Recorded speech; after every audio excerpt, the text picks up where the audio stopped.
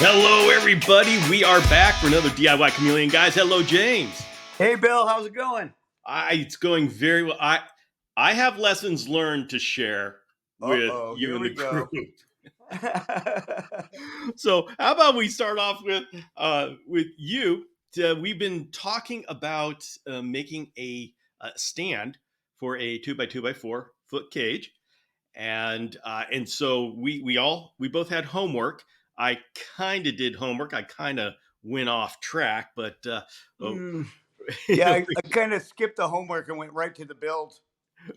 all right. Well, you know what? That's just like you. Why don't you Yeah. show us what you've done? Okay. Well, we've got it started over here. And what we got going on is the base unit. All right. And by the way, for those who are just joining for this episode, we are working on a multi-part episode where we are in real time building a stand for a standard 2 by 2 by 4 foot tall cage. It's a multi-episode series. And so every episode you're going to get updates. And that's what we're doing right now. James is doing a classy one, and I am playing the role of someone who's not done this before and will probably offer a lot of lessons learned. So anyway. Can we see that That now? looks wow! Look at that thing. Huh? So we did a lot of things that we've talked about in the past, Bill. I did some datoing and Oh, we there's did that word again. face frame work. And now I've got a base unit to hide all my crap in. I've made it a little bit long so that I have a way to get all of my pipes and wiring up the back side of it. And then I took to heart the part about where you said, hey, I'd like to be able to take the cage out. So, Well, are you serious? Well, look at that. now you can just slide that cage right on in there and slide it right back out if you want to. But now, what are you going to do about drainage? We're still going to do it, but I'm just going to make it so if you have to pull the cage out, you just have to unscrew the drain. Okay, all right. Sometimes you Because got to give and take. And with this one, I just kind of winged it. I decided my size and shape, and then I just went and bought some material and just started going for it. I got a rough estimate of materials that I would need to do this project, and I felt like I could get the box built, and then I could just kind of start getting creative. And so I got a little bit of extra lumber, and that way, if I run out of materials, I still got time to finish building it. I don't have to get it all done in one day. And that makes it fun because now it's yeah, creative. I'm taking different paths. As I start building, I start seeing the end result, and I'm adding and subtracting things that I thought about when I first started building it. okay. Well, on my side, I went ahead and for all of you who say, you know what, that James Cross, he sounds like he knows what he's talking about, but maybe he's full of bullpucky. And yeah, and you know what, we all gotta try it out. And so I tried making a drain in a Reptibreeze, and I got myself a 2-inch hole saw, and I drilled right through the floor of the cage and into plywood underneath. And I got to say, to everybody who is doubting James, he knows what he's talking about. It works. So now, there are some lessons learned that I will share with those of you who want to try this. And so, basically, what it is you have your cage, whether it's a Reptibreeze or any other cage, and it's sitting on a piece of plywood or at least half-inch a piece of some plank that is the same size as the bottom frame Mm-hmm. of your cage.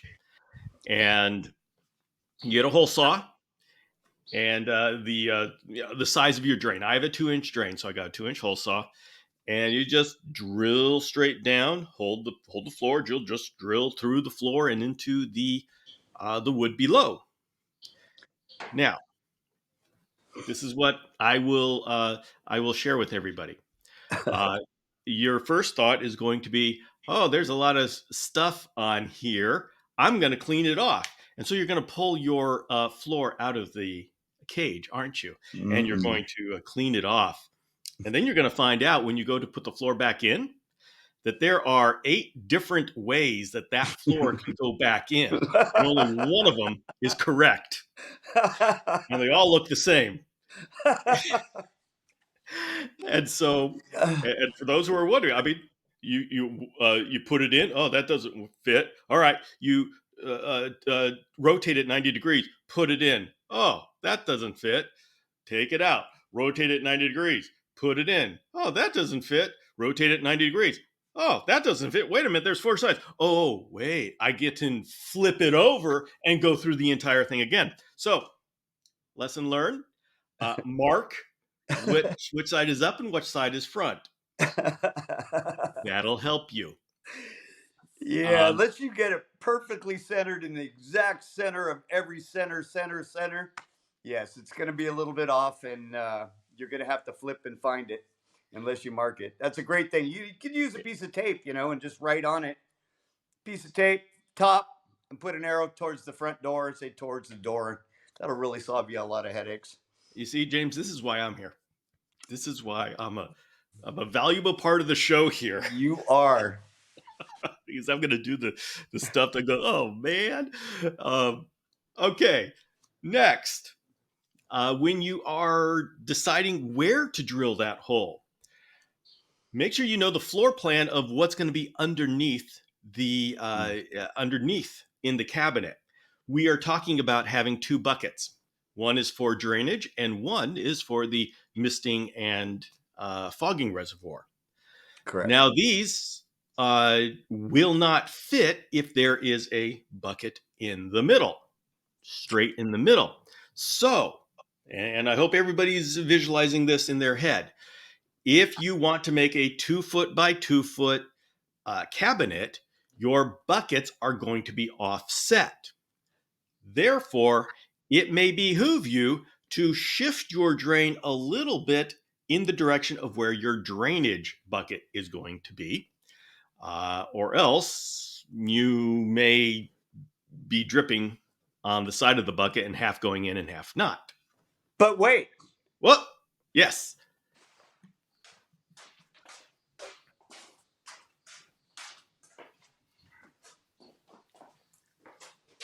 And this is why we have James here.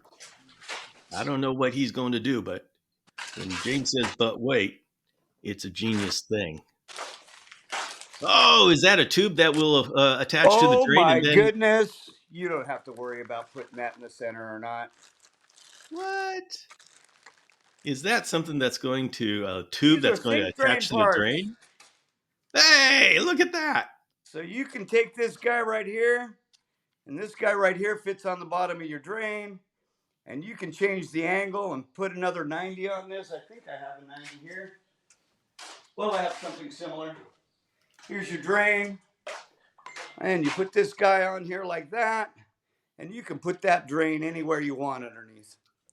This All stuff's right. really neat because it cuts super easy with a PVC cutter.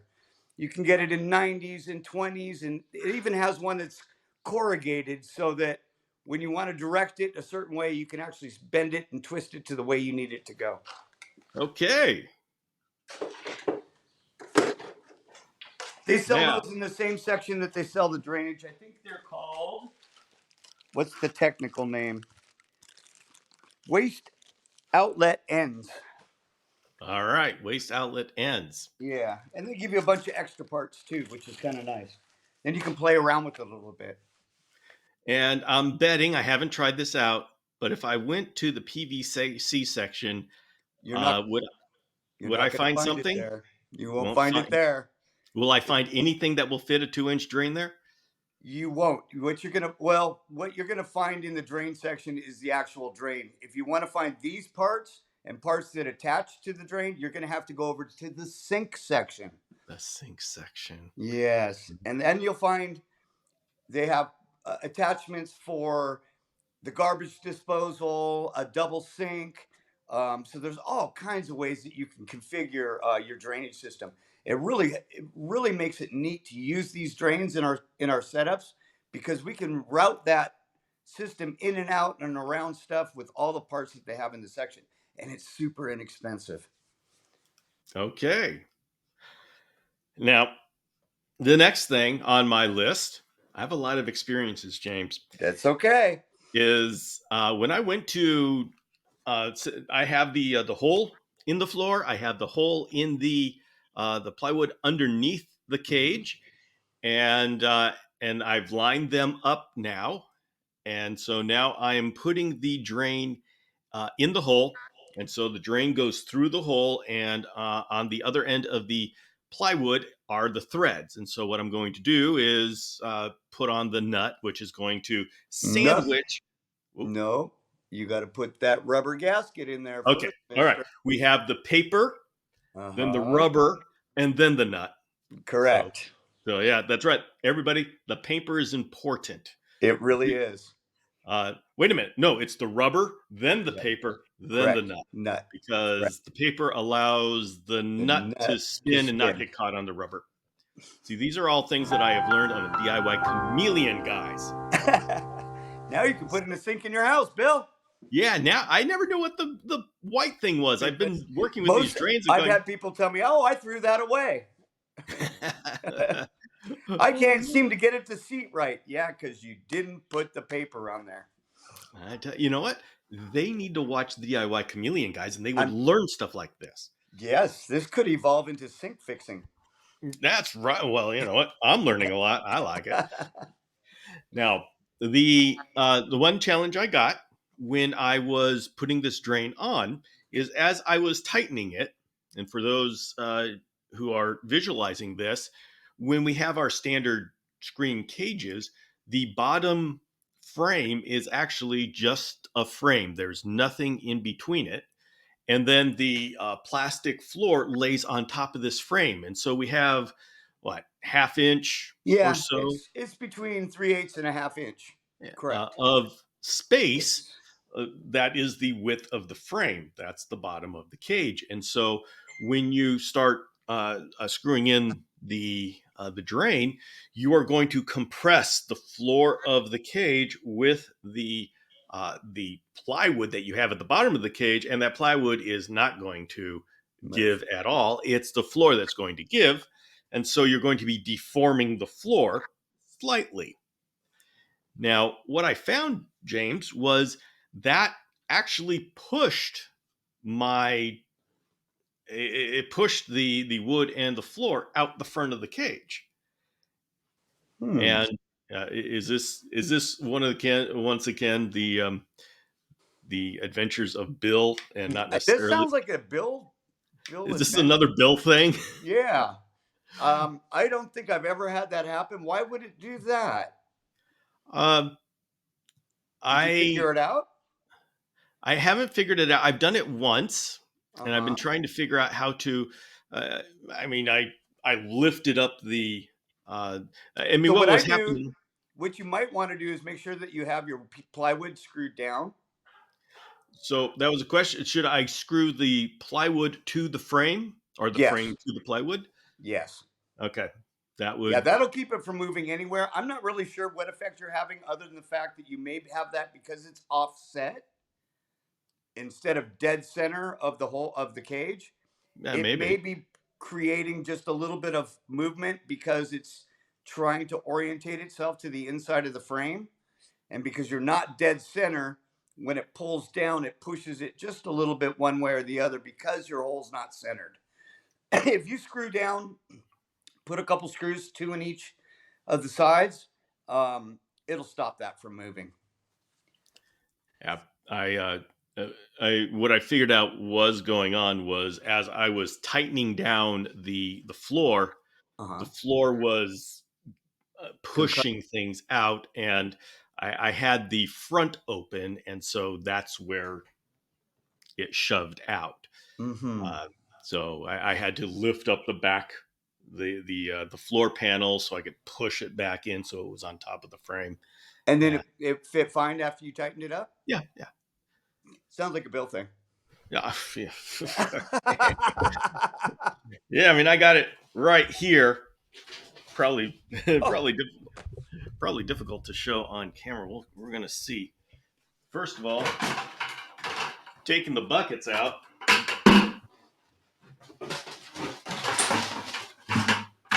Lots of adventure going on here, as per usual. So,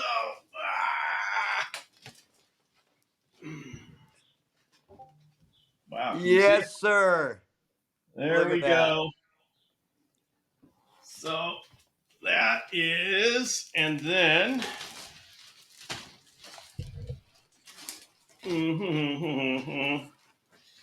lots of fun here. Lots of fun here. Ugh.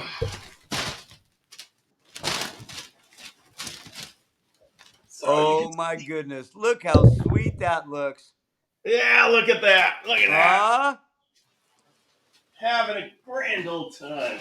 You know the best part about that little visual we just got, Bill? Yep. Is it's real. We didn't use any movie magic. That was That definitely was no movie, but actually that was actually done very smoothly with no movie magic. that's right. Real sets. Oh man. Oh God. Oh man. Oh God. So I wanted to do that so I would understand how to do the top. That is going to be at the top of my cabinet. And so now it's time to build the cabinet underneath. Mm-hmm. So the question I have for you is, what is the floor print dimensions of your cabinet there? Okay, so what I did is I gave myself an extra 1/4 inch Okay. so that there's a little bit of play on the side. So instead of 24 inches, and if you pull the front tape, it's exactly 24 inches. And I made my top 24 1/4. Now, one thing I did do is I added some space to the back of the cabinet for wires and foggers, and that way everything can kind of come up through the back and still be contained in the cabinet. So in that situation, what I did is I added another 2.5 inches to the back. So I'm 28 1/2 in the back. Okay. Um, and that's to allow for my dado to slide into it. So I actually am going to have to put another 1/4 inch back coming back. So it's actually going to end up being about 27 1/4. Okay. Okay. Now, and so when you put your cage in, you're going to put the drain in. You're going to drill right through. Are you going to go through the center? I am. I'm going to try to keep it in the center. And the way I'm going to do it is I'm going to make it so that it's just, instead of using the exact size drain, I might go just a fraction bigger, maybe 2 1/4, 2 1/8, to allow me a little bit of wiggle room in case I don't get everything totally lined up. The flange on the outside of that's over a 1/2 inch on the sink. So that gives me a little bit of room to mess around. And I like to give myself just a little bit of play. That way, if I have to scoot the cage one way or the other, I've got that little bit of extra flexibility. If you make it super tight, it's going to go right where it has to go. And if you made any mistakes in your measuring or Mm-hmm. critical offsets, you might have a problem trying to line all of that up. But you know as well as I do now, the best way to do is shove everything in, keep it in place, find exact center of that card, and then drill your hole Mm-hmm. while it's in place, and that eliminates a lot of headaches, and it makes it a no-brainer. All right. So, waterproofing. What is important? Do we need to put silicone under this drain? The So I drain would plate. do it back in the day. In sinks, what we use is a stuff called plumber's putty. I don't know if I have any. I think I do.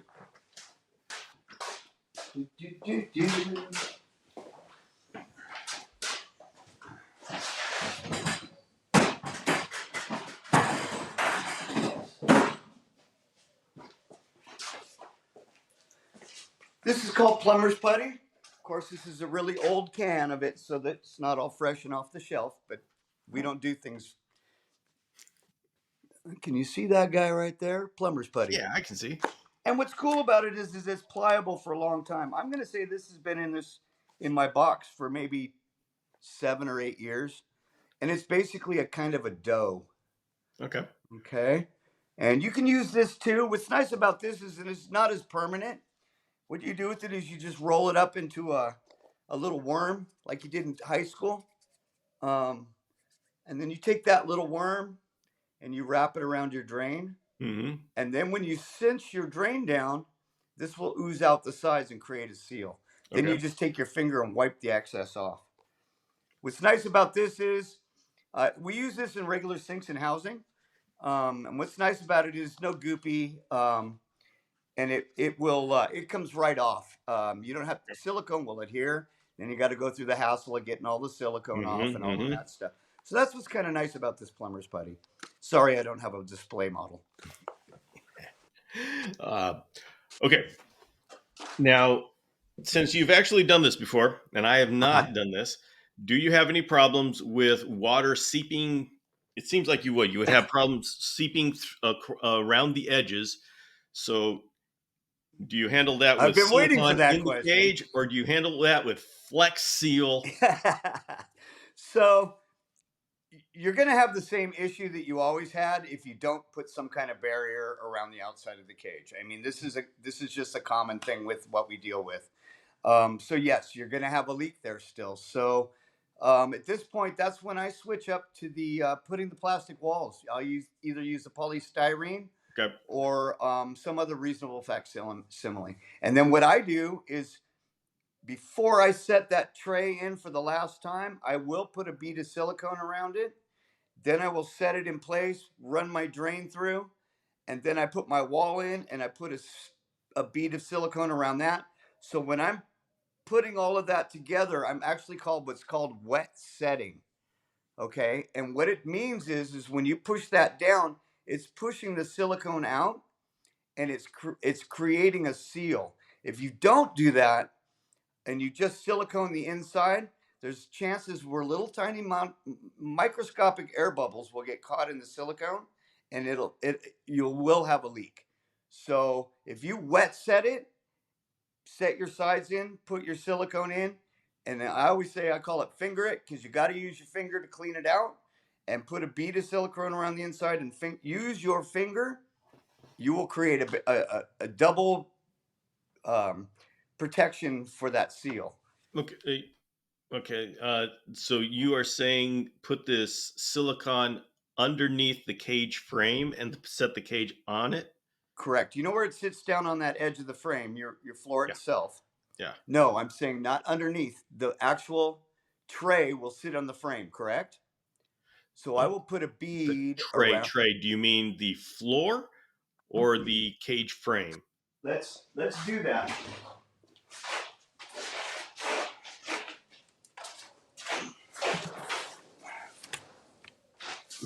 Can we see it?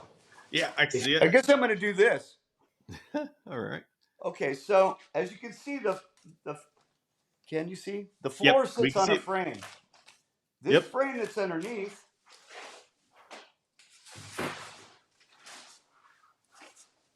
Wow. Can you see the frame that's underneath? Yep. That's where you want to put that bead of silicone. All right. So And what then happens with the water that gets between the floor panel and the screen? And then Man, this is pretty impromptu, Bill. yes. Yeah, you gotta watch out for that floor panel. The ones that comes with the Reptibreeze are nasty. Okay, we're just going to set this down. Yeah, I would take and not nasty in the way that it's messy. It's a very quality piece of PVC, but it will go through your screen so quickly. Anyway, there's that little edge that it sits on. That's what I'm talking about. Okay, all right. So, all right then.